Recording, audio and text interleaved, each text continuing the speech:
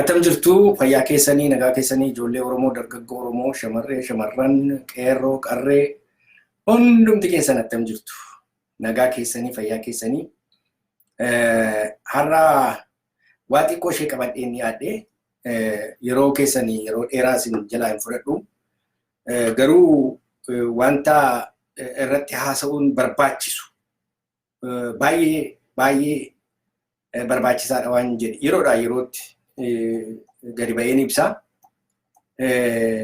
kana akkasiin dhaggeeffattanii hiriyoota keessanii fi hirtanii abdadha. Maaliif yoo jenne haala amma keessa jirru kana inuma ilaaltu hundumti keenya nagarra maaliif biyyi keenya cinqaa guddaa keessa jira har'a yeroo kanatti namoonni baay'een du'aa jiru namoonni dhumaa jiru ijoolleen ajjeefamaa jirti. Keessumatti karaa lixaa Wallagga keessaatii fi Gujii keessaa Shawaa Kaabaa yookiin Walloo keessaa Harargee keessaa iddoo baay'eetti rakkinni uumamaa jira. Rakkinni uumamaa jiru kuni maali? Hin beekna rakkina hundumatu beeka. Rakkinatu uumamaa namni dhumaa jira. Lubbuun Oromoo lubbuu sa'aa yookiin lubbuu saree yookiin akka namaatti lakkaa'amaa jiru biyya sana keessatti. Isa kana maal goonaadha? Inni kuni maal wayya? Maaliif akkas ta'e? Kun hundumtuu sababa mataa isaatii qaba. Maaliif akkas ta'e inni jedhamu ofii callu medhee miti. Callu medhee tola mini kan inni akkas ta'e. Sababa qaba. Sababi isaa eessa jira? Harka diinaa jira sababi isaa inni guddaan. Sababi isaa inni guddaan an akkanatti mul'atutti nu marka jira. Sababi inni guddaan nuyi ala deemnee barbaannu maaltu dhufaa jira? Maaltu ta'aa jira? Maaliif kun ta'e? Abalu maaliif kana ta'e? Abalu maaliif kana ta'e?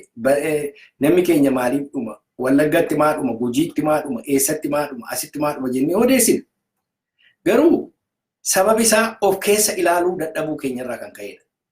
Ofii keenya, istaatasii keenya, eenyummaa keenya, sabi keenya maalirra jira jennee ofii keenya fattashuu, ofii keenya soquu, ofii keenya ilaaluu, maal gochaa jirra isa jedhu ilaaluu dhabuurraatu kun dhufe jedheen yaadaan karaa koo.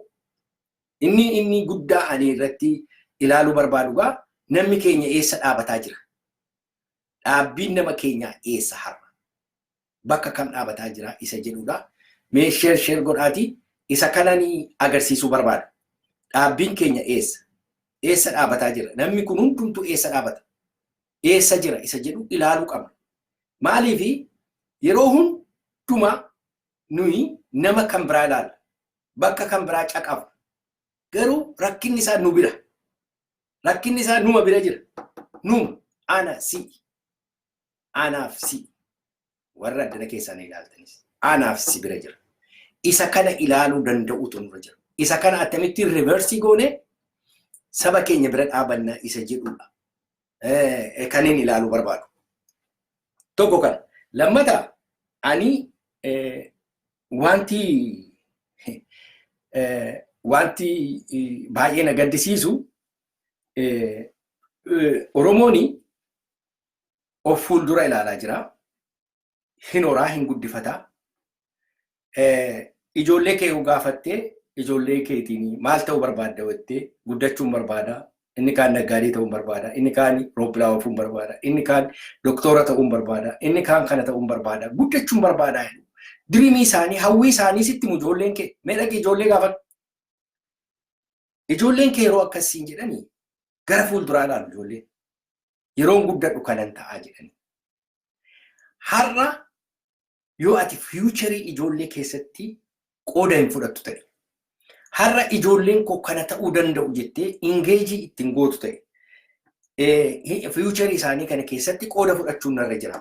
Qooda koo gumaachuun narra jira. Nyaachisuu duwwaa dhugaa obaasuu duwwaa yoo ta'e gatiin qabu. Maaliif ijoolleen kun guddatanii haayiskuulii yeroo fixanii jedhanii yeroo guddatanii jedhanii eessa dhaqu? Lafa isaan dhaqanii qonnatti deebi'u yookaan gadi immoo akkuma har'aa kana yuunivarsiitii keessaa ilmaan nama shaari'u. Kanaaf egaa har'a Oromoon gattaa'ee ofii isaa ilaalee fiicharii isaa irratti investii kan gochuun irra jiru. Gara fuulduraatti maal nu barbaachisa isa jedhu irratti investii gochuu barbaachisa Oromoon. Ijoolleen keenya waa isaan irra ga'aa jiru ija keenyaan argaa jirra. Akka isaan mana barumsaa keessaa baasanii ari'anii karaa irratti darbataa jiran. Maqaa waamanii gandaan gargar baasanii gandaan qoodanii. Yeroo isaan kana godhan hin agarra. Egaa fiichariin keenya maal gochuu dandeenya isa jedhuun haasa'uu barbaadeera. Kanaafi fiicharii kana keessatti qooda fudhachuu dandeenya. Hundumti keenya qooda keessatti fudhachuu dandeenya. Waan nurraa barbaadamu gumaachuu dandeenya.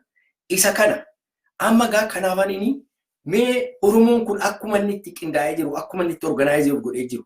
Oromoon kun maal fakkaata isa jedhu kananii isinitti agarsiisuu barbaada. Maali Oromoon kun baay'ee wanti nama gaddisiisu Oromoon har'a persentii xiqqoodha.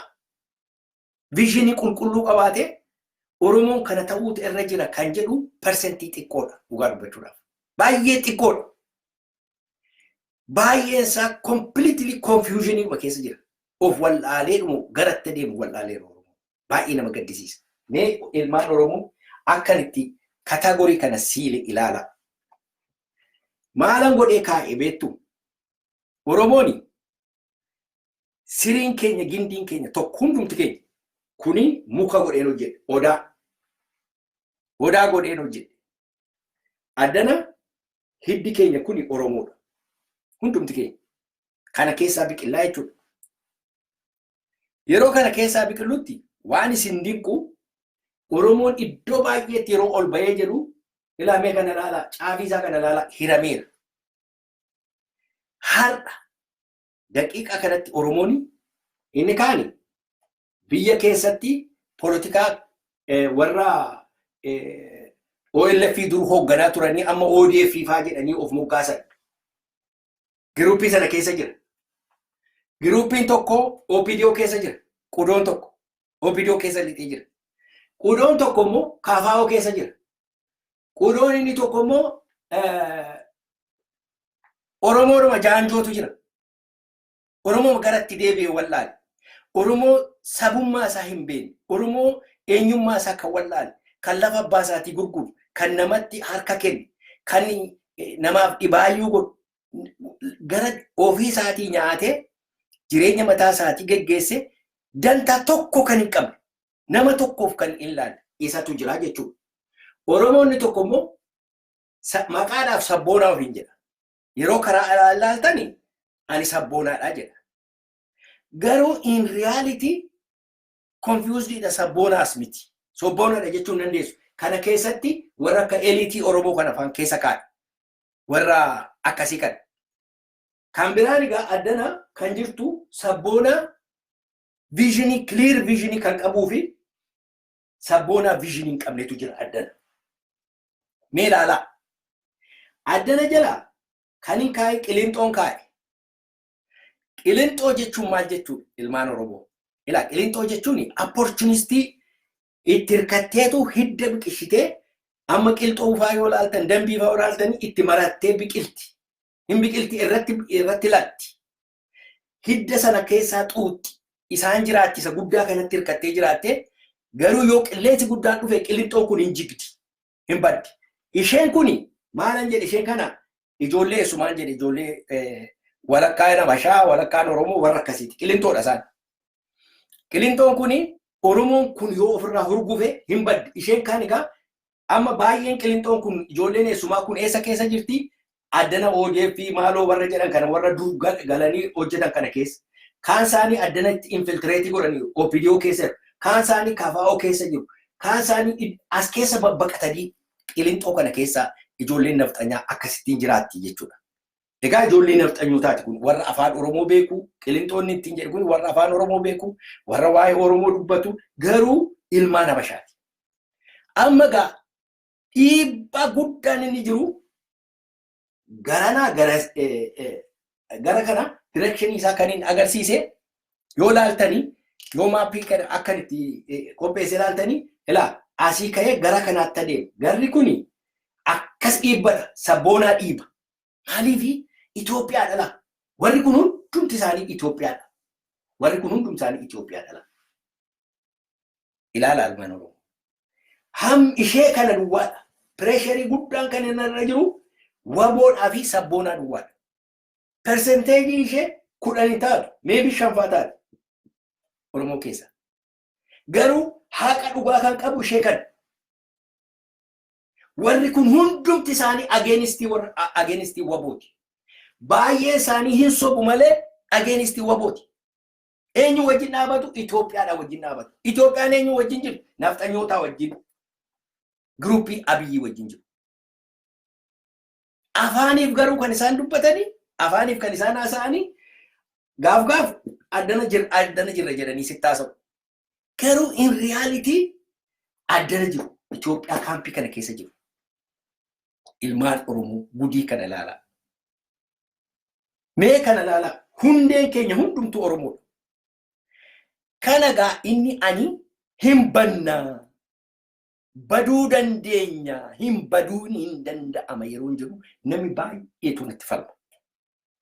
Hinuma danda'ama baduun. Akka Oromootti baduu dandeenya. Situation kana reverse gochuudhaa fi hojii guddaa dhiiga guddaa gaafataa jira waboo. Kana geeddaruudhaaf. Lolli gara kanaatti dhiibbaa gara Itoophiyaa tokko Oromoon mataanii Itoophiyaa warra jedhamu dhiibuu asii achi dhiibuu. Kana booddee Itoophiyaa addana jiru dhiibuu. Warri kun hundumtuu Itoophiyaa bira dhaabataniitu achi as lolu. Mee uummata Oromoo kana ilaalaa. Egaa ishee waboo kanaa fi sabboontota kana kan rakkataa jiru amma. Kan inni lolla jedhu, kan irratti duuna jedhu, kan maaloo jedhu intensiiviidha lolli iddana jiru.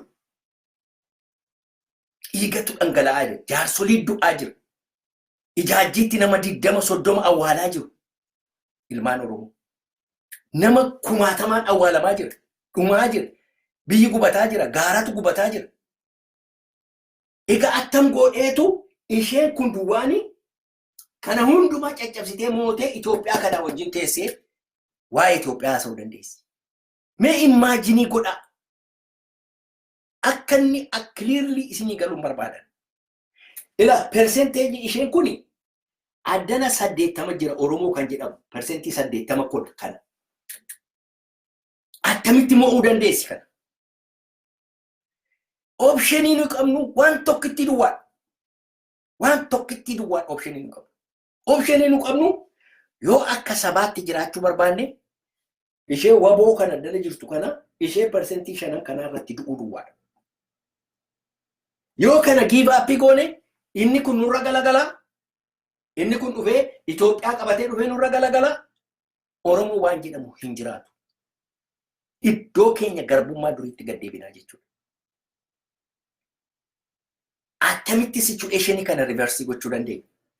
Addana keessa sabboonaa isa jedhe kana keessa sabboonaadhuma ta'anii clear vision warra hin qabnetu jira. Amma ani sabboonaadha yeroo jedhu Oromoon tokko mee dhaqiitti gaafadhu. Okay, sabboonaadha. Ati sabboonaadha. Very good. Sabboonaadha eega taate gara fuulduraatti maal yaadda Oromoodhaaf? Atoo sabboonaadha. Oromoodhaaf maal yaaddaa jedhe? Bilisummaa siin jedhee dhaabata bakka. Achuma irratti dhaabata. Bilisummaa sana bira darbuu hin danda'u. Bilisummaa sana bira darbuu hin danda'u. Bilisummaadhaa fi walabummaa gidduu differensii jiru himuu hin danda'u sabboonaan tokko. Visionii tun jiru jechuudha. Visionii sana dura girgiddaa dhaabatee jira. Sabboononni warri har'a lubbuu isaanii dhiiga isaanii qisaasaa jiran garuu bilisummaa sana bira darbaniitu bilisummaa jedhu sana bira darbaniitu maal ilaalu beektu? Bilisummaa sana bira darbanii maal ilaalu beektu? Bilisummaa sana bira darbaniitu walabummaa ilaalu. Walabummaa jechuun biyya ofii ijjeerratanii mirga ofii eessisuu jechuudha. Biyya ofii ijjeerrachuu, reeppaabilikii mataa ofii ijaarrachuu, kana booddee mirga kee eegsifachuu jechuudha. Walabummaa jechuun. Amma gaa kana gidduutti cinqameera addana keessa kan jiru. Kuni ifaa fi ifaa ta'uutu irra jira jedhee yaadan. Kuni completely ifuuti irra jira. Maaliifi ilaa biyyi walaboome hundumtuu attamitti walaboome warri vanguard jedhaman warri dura deemanii lolanii diina biyya keessaa ari'aniitu saba isaaniitii fi foramii kennaniif.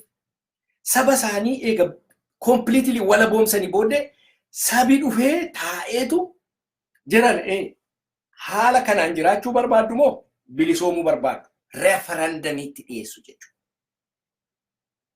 Bilisummaa hawwii qaba. Garuu teknikaalitii isaa wallaalee sabboonaan baay'een isaa teknikaalitii isaa maal jedha? Baay'een isaanii na gaafatu meesejii naa ergu. Daaneel akkas jetta rakkina nutti himtaa. Garuu akkamittiinitu wala boomnaa jedhu. Kan ittiin wala boomtu waboo gargaartee komaandi poostii ariitee biyya kee keessaa baasu. Humna habashaadhaa humna nu cunqursaa jiru coercive power isa jedhu hunduma isaa ofirraa ari'u. Egaa ofirraa ariitee lafa kee biyya abbaa keetii to'attee booddee namitti fidee gaafattu uummata isa dhume sana. Isa haati isaa duute, isa abbaan isaa duute, isa nama 21 ta'anii boollatti awwaalan, isa mana isaa irratti guban, isa yeroo fuudhaa fi sargiirra jiran or cidharra jiran ajjeefaman.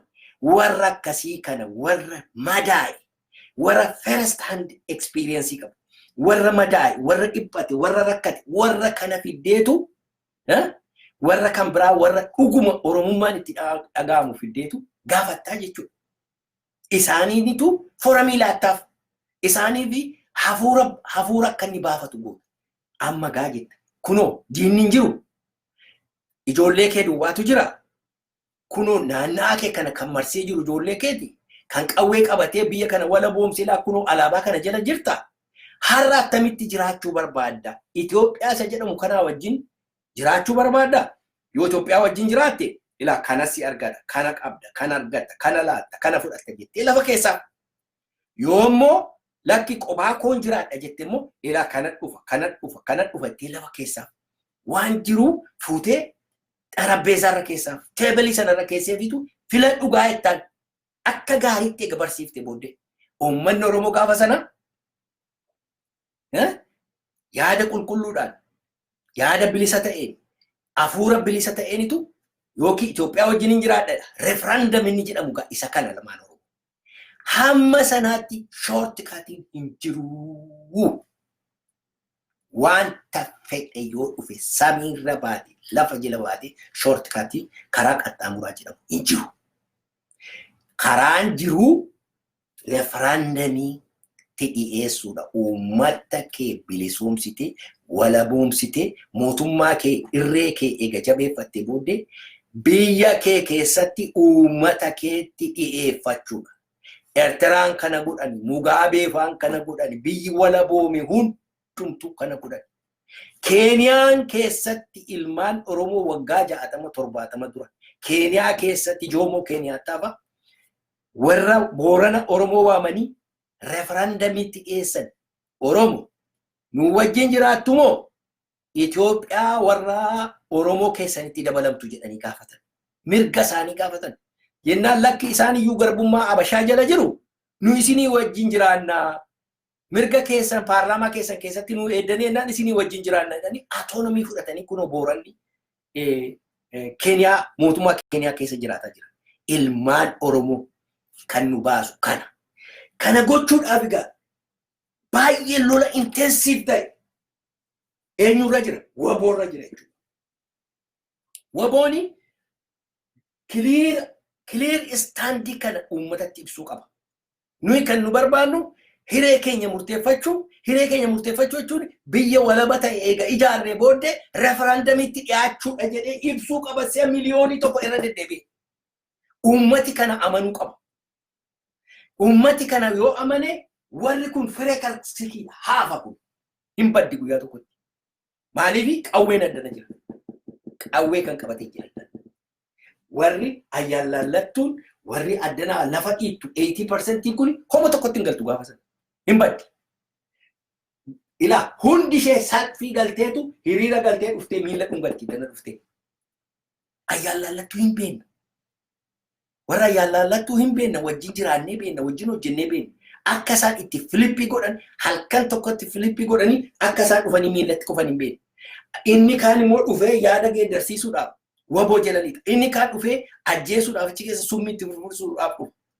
Kana hundumaa hojii baay'ee ta'e eeggata waboo. Kana hundumaarra of eeguu danda'u ta'e jira. Kanaaf dhiibbaan karaa kana jiruu fi karaa kana jiru karaa Itoophiyaanisitootaa jiruu fi karaa sabboonotaa jirutu baay'ee cimaadha. Maaliif amma kanaatti sarvaayivii godhe waboon beektu?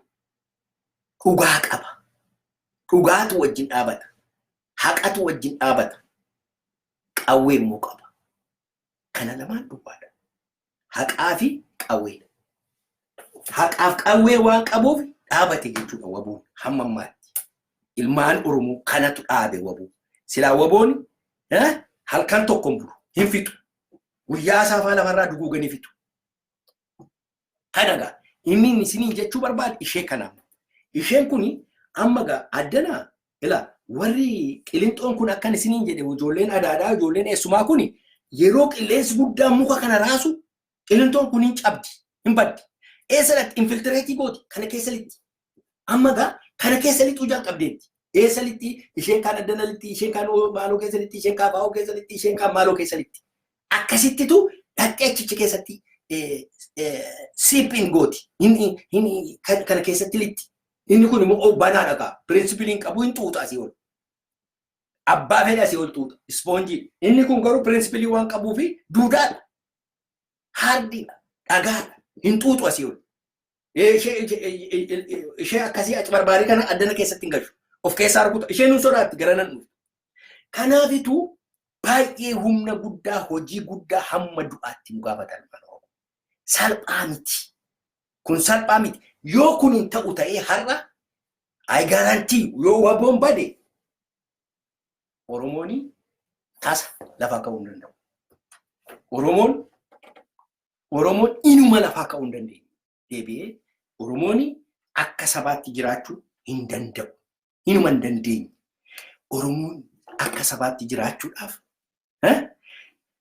pireesharii karaa Itoophiyaa warri Itoophiyaa kuni warri Itoophiyaan jedhi warri Itoophiyaa suni maal qabu? Tokkoffaa horii qabu.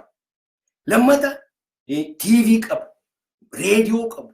Gaazexaa qabu. Maal qabu? Kan biraan immoo warri alaas gargaarsa kennuuf.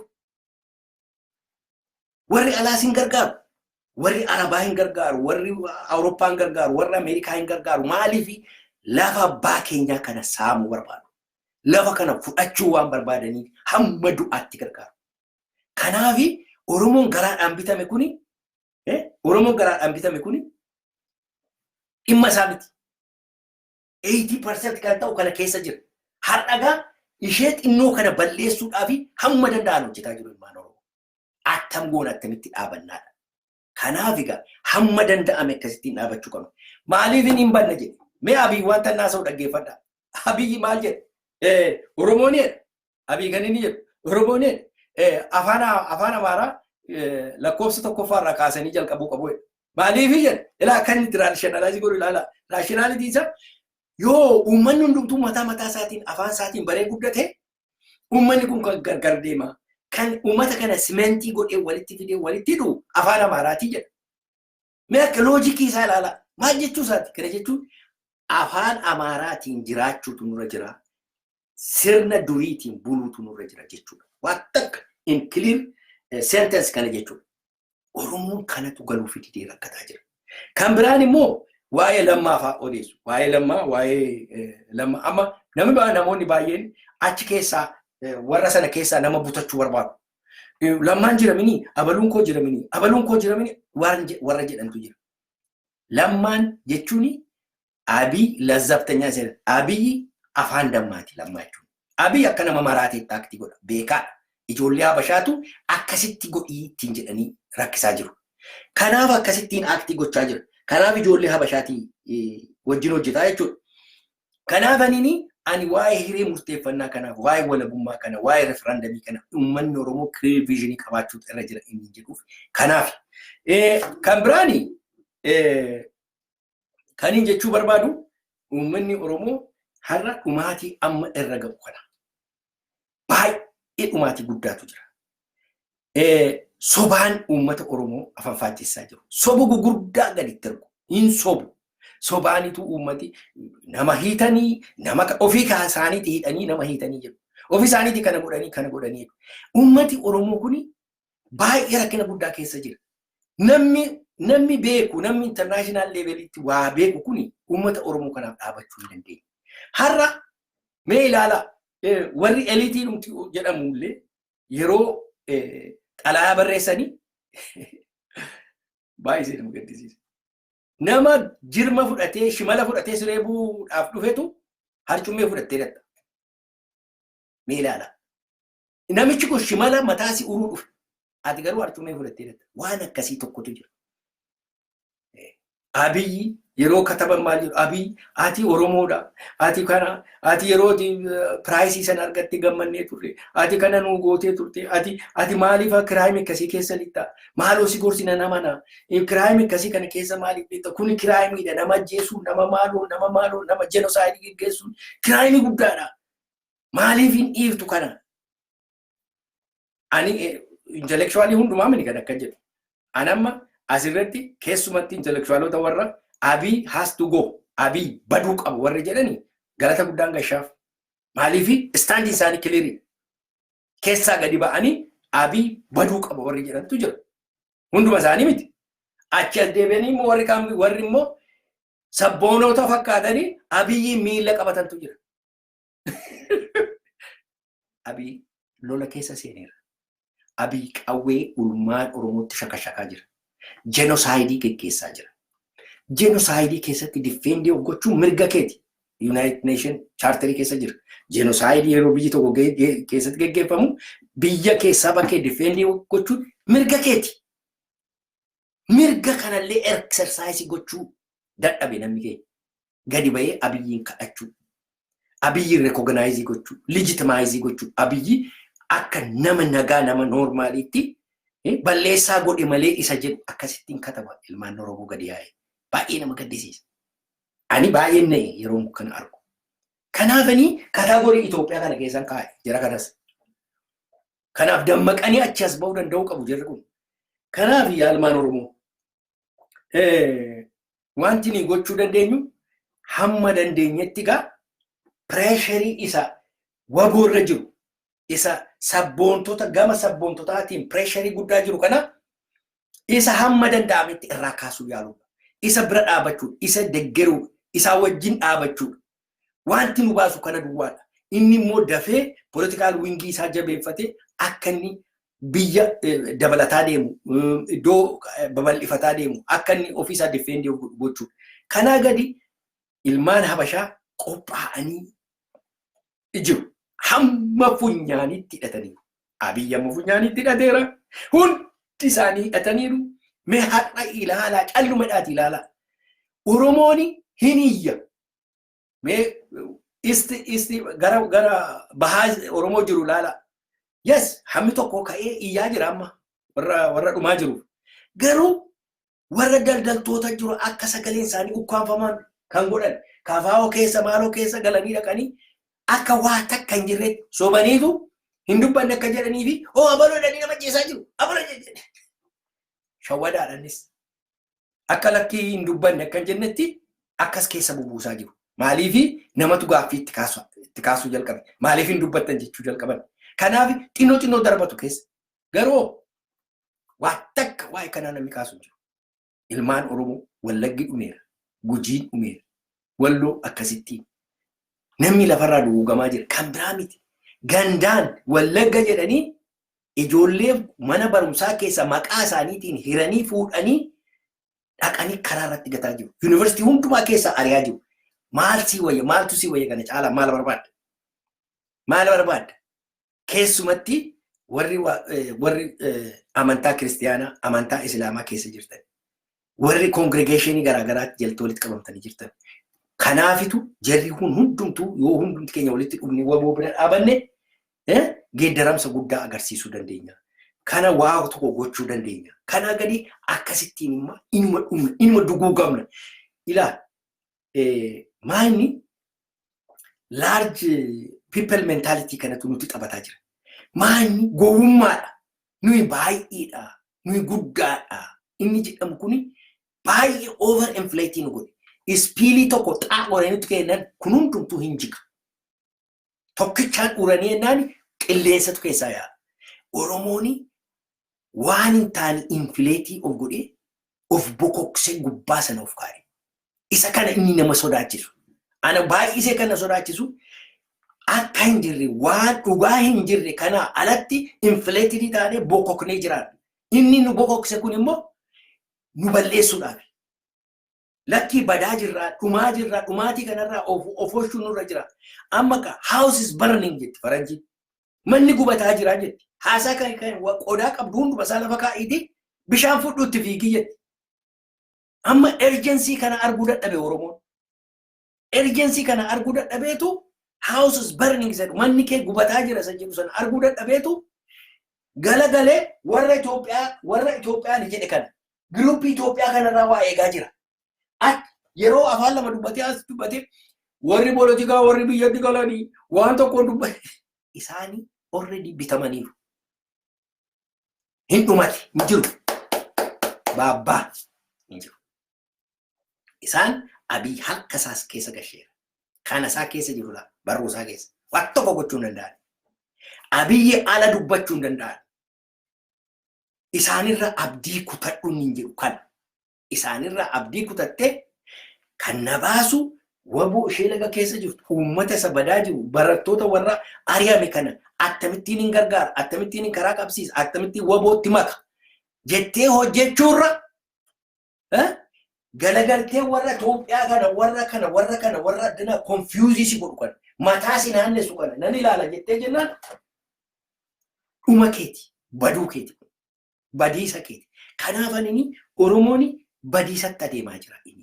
Amma gaa Oromooni baay'inni kee kuni baay'ina Itoophiyaati. Baay'ee si dinqa. Mee ilaala. Oromooni harka 50 jiru. Harki 10 naftanyaadha.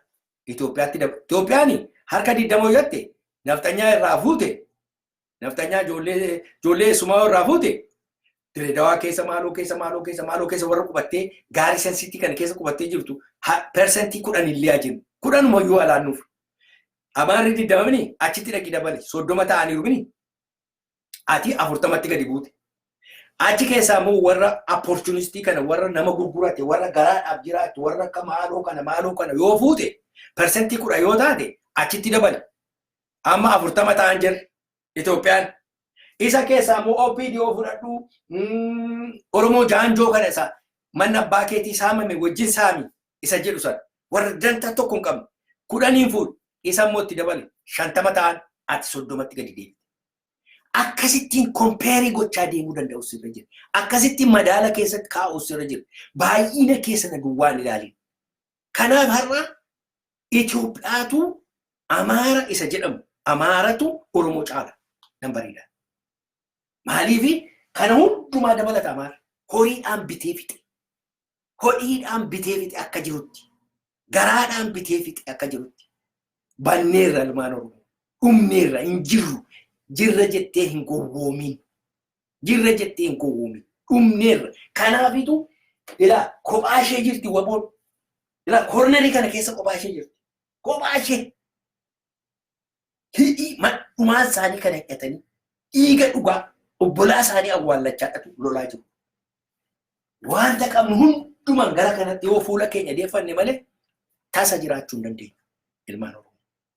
Kanaafi badiitu nu eeggataa jira. Amma isaa Abiyyi akka nama maraatee haasa'u kana namoonni baay'een namni maraataadha. Inni achi maraataa miti.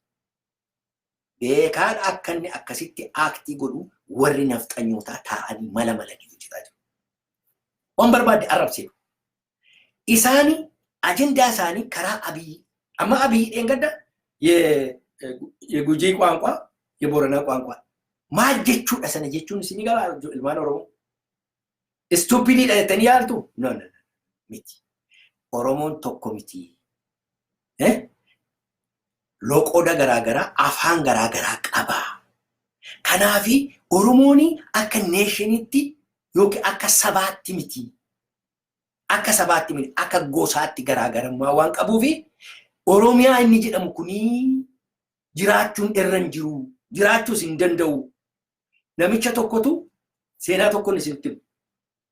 Abiyyi achirraa dhufa. Maal jedhe namichi tokko? Namicha baalabbaataa warra Sidaamoo tokkotu mana hidhaatti lakkoofsa tokko mana Gadiisa jedhamu Maakalaawii keessa Aaniyaa fi Obbo Abiyyuu wajjin mana sana keessa ture. Maal jedha? Obbo Abiyyuu wajjin ani namicha wajjin haasa'uu jaalladhu. Jaarsa nama guddaadha garuu Obbo Abiyyuu wajjin gaafii haasa'a. Maal jedha gaaf tokko? Atoo Abiyyuu ani afaan 12 beekaa. Maali? Baay'ee jaboodha isinii attamitti afaan kana bartanii jedhan Obbo Abiyyuu. Jennaan nan beekaa afaan 12 beekaa. Meenuu lakkaa jedhanii hin teenyan hundumti keenya ijoollee. የወለጋ ጋላ የሻዋ ጋላ የኢሉባቡር ጋላ የጅማ ጋላ የአሩሲ ጋላ የባሌ ጋላ የሐረር ቆቱ ጋላ ከነው እንዱማን ቤካ ባይ ቤቱ ሲዲ ኦባቢዩ ትንዴ ማከላት አነራር የነነት ኮልፈ ይዚ ስቱፒዲዳ ከላት ማል አርታላኝ ማኒ ከነጀቹ ማልጀቹ exactly akkasitti yaadu ilmaanni nafxanyaa Abiyyi akkasitti yaada. Afaan warra Gujii afaan warra Booranaa jechuunsa arrabsoodha kun. Oromoon akka kolfaatti ilaala. Garuu isa Amaarri jedhu jechaa jira gurbaan. Isa Amaarri ittiin jedhu sana fideetu suuta introduce gochaa jiru. Afaan Oromoo balleessuudhaaf, Oromummaa balleessuudhaaf, Oromiyaa ishee jettu kana diiguudhaaf, daangaa ishee diiguudhaaf, cicciruudhaaf isatti jiru. Kanaafitu kana introduce akka nuyi itti barru gochaa jira. Afaan isa jedhamu kunoo qubee balleessuudhaaf, afaan Oromoo balleessuudhaaf hojjechaa jiru. Kana introduce gochaa jiru ilmaan Oromoo. Kanatti jiru jalli ilmaan nafxanyaa kana attamitti nuu galuu dida. Kana attamitti nuu hubachuu dadhabnaadha. Isa kanatti jiru jallu. Kanaaf kana ilaalaati hamma dandeessanii waboo bira dhaabachuu. Wanti nu baasu kana duwwaadha. Wanti nu baasu ilaa giruuppii ishee xiqqoo kana bira dhaabanne har'a dhugaatu achi jira, qawweetu achi jira. Dhugaanis achi jira, qawweenis achi jira. Kan nu baasu kana duwwaadha. Biyyi lafaa kanaan jiraata. Kanaan of eege. Kolonii jala akkasitti bahe. Meeqoy Faransiyaa Jarmaniin Faransaayii qabate. Faransaayii kolonaayiizii godhe. Ya, namoonni tokko gurraachi colonizing nama humaan beekne takka saasa. Hingoda Abashaan nama kan biraadha, nuyi nama kan biraadha. Warra Awurooppaatu gargaaree kolonii jedhan kunis. Ameerikaa mataa ishee illee kolonii Ingilizii jalaa baana jettee waraantee baate. Ilmaan Oromoo meeshaa nu barbaachisa. Hamma dandeenyetti qophaa'uu nu barbaachisa. Jarri kuni inni kaan akka nama maraati. Inni kaan Finfinnee keessatti har'a taabotatu bu'ee jedhanii Oromoo kana akka sa'a ammallee ilmaan Nabashaa Oromoon sa'a ilmaan Nabashaati. Ammallee akkasitti yaadu. Kanaafi wanti nu baasu humnaan cabne humnaan cabsini ofirraa ari'uu waan akka nu baasu. Kanaaf jabaadhaa kana caalaa waan baay'een qopheeffanne irraa Waaqayyo isin wajjin ta'u himmoona biyya keenya ni ijaarranna. Kanammoo walii hiraa amma dandeessa. Galatooma.